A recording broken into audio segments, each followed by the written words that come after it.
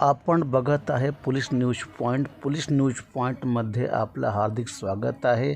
चला बघूया आजच्या ताज्या घडामोडी. महाराष्ट्राच्या वारकरी संप्रदायाला लागलेली ही घुसखोरी, मी मागे म्हटलं होतं माझ्या व्हिडिओच्या माध्यमातून की महाराष्ट्राच्या वारकरी संप्रदायाला लागलेली एक कीड आहे. ती कीड वेळीच नष्ट नाही केली तर कुठेतरी समाज नष्ट होऊ शकतो. आणि ती कीड काय आहे तर ती ही घुसखोरी आहे. मी मागे माझ्या व्हिडिओमध्ये म्हटलं होतं की मी या घुसखोरीचा बॅनर लावेन आणि मी जाहीर करेन की घुसखोरी काय आहे करून.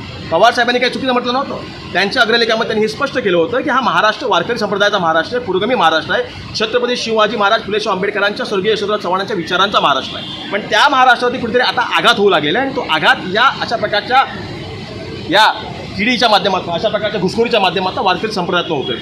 हे कोण आहे सगळे बघा. तुषार भोसले भारतीय जनता पक्षाचा पदाधिकारी आहे, वारकरी संप्रदायाचा स्वतःला तो कीर्तनकार म्हणतो. संग्राम भंडारे छत्रपती शिवरायांचा आराधना करतात. हे त्या ठिकाणी संग्राम जगताप जे आहेत नगरचे आमदार, त्यांच्यासोबत त्या ठिकाणी नगरला, अहिल्यानगरला त्या ठिकाणी वारकरी संप्रदायाचे व्याख्यान करतात आणि छत्रपती शिवरायांना बदनाम करतात.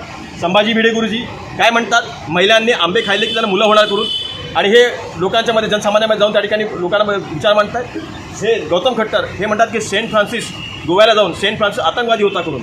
सांगायची गोष्ट अशी आहे की कुठेतरी समाजामध्ये वितुष्य निर्माण करायचं, समाजात तेढ निर्माण करायचं, समाजामध्ये दंगली घडवायच्या धर्माच्या नावाखाली, याचा प्रचार करण्याचं एक व्यासपीठ यांनी वारकरी संप्रदायाच्या माध्यमातून घेतलेलं आहे. वारकरी संप्रदायाला बदनाम करण्याचं काम सुरू झालेलं आहे. याच्यामुळे जो मुळात वारकरी संप्रदाय होता त्या वारकरी संप्रदायाला कुठेतरी बदनामीचं त्या ठिकाणी आडी जावं लागतं आहे आणि त्याचं कारण फक्त हे घुसखोर आहे.